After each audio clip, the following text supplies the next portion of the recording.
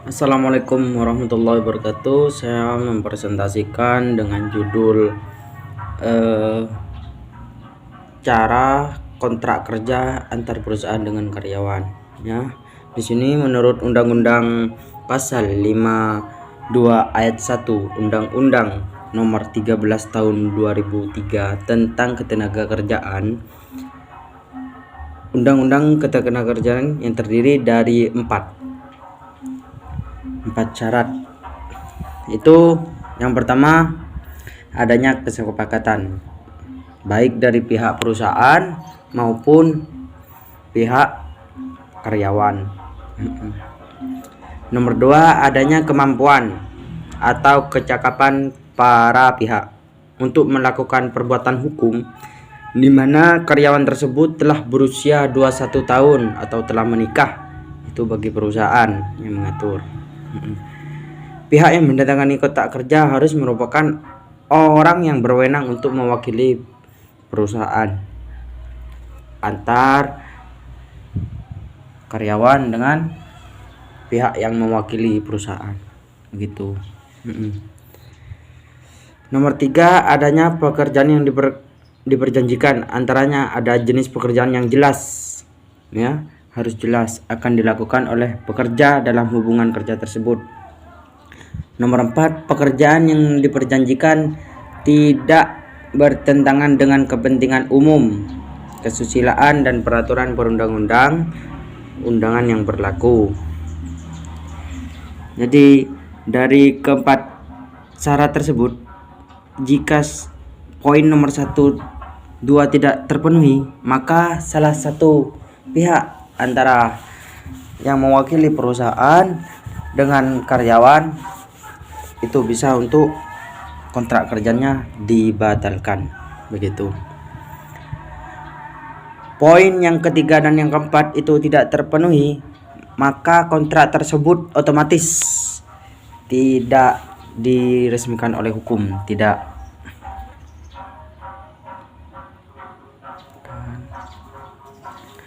oleh hukum, begitu.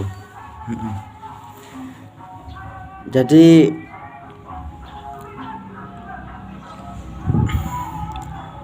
selanjutnya, next, tentukan jenis kontrak kerja, ya, jenis-jenisnya, ya. Di situ ada dua opsi yang disebut dengan PWKT dan PWKTT. PWKT itu pekerjaan kontrak tidak tertentu. PWKTT itu pekerjaan kontrak tidak tertentu, PWKT pekerjaan kontrak tertentu. Jadi di sini yang PWKT tersebut itu tetap, PWKTT pekerjaan yang PWKT itu tidak tetap, begitu. Selanjutnya, kontrak karyawan diperpanjang 2 kali. Bagaimana keabsahan hukumnya, ya? Di sini keabsahan hukumnya kontrak karyawan diperpanjang 2 kali itu yaitu diatur dalam pasal 59 ayat 1 Undang-Undang Ketenagakerjaan, mengatur bahwa PWKT hanya diperkenankan untuk jenis pekerjaan tertentu, antara lain pekerjaan yang selesai, yang sifatnya sementara, seperti contoh koordinator, ya, sebagai koordinator event koordinator, ya. Perusahaan mempunyai event-event tersebut dan mempekerjakan karyawan sebagai koordinator, itu seperti itu. Kalau PWKTT pekerjaan yang tidak tertentu itu seperti CPO, terus staf marketing yang pekerjaannya terus menerus dan tidak tetap, begitu. Selanjutnya, cara kontrak kerjanya, ya, apa yang PWKT, PWWT. Yang PKWT itu harus dibuat tertulis ya, dibuat tertulis, harus menggunakan bahasa Indonesia dan tulis Latin. Beda dengan PKWTT,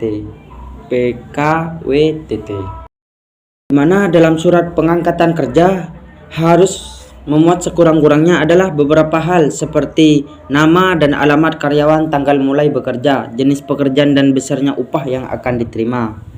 Ya, next selanjutnya di sini ada isi kontrak kerja, di samping itu ada contoh surat kontrak kerja begitu.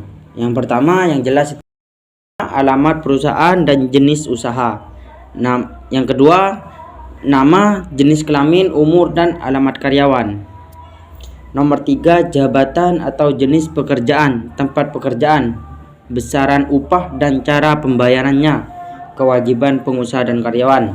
Nomor 7 mulai dan jangka waktu berlakunya kontrak kerja, tempat dan tanggal kontrak kerja dibuat, tanda tangan oleh para pihak dalam kontrak kerja. Itu perlu diteliti untuk bagian-bagian dari antar perusahaan dengan karyawan begitu. Contoh di samping saya itu kontrak ketenaga kerjaan itu meliputi banyak hal ya. Harus menggunakan keabsahan secara hukum begitu. Jadi diperlukannya seperti itu ya. Thank you, terima kasih. Wassalamualaikum warahmatullahi wabarakatuh.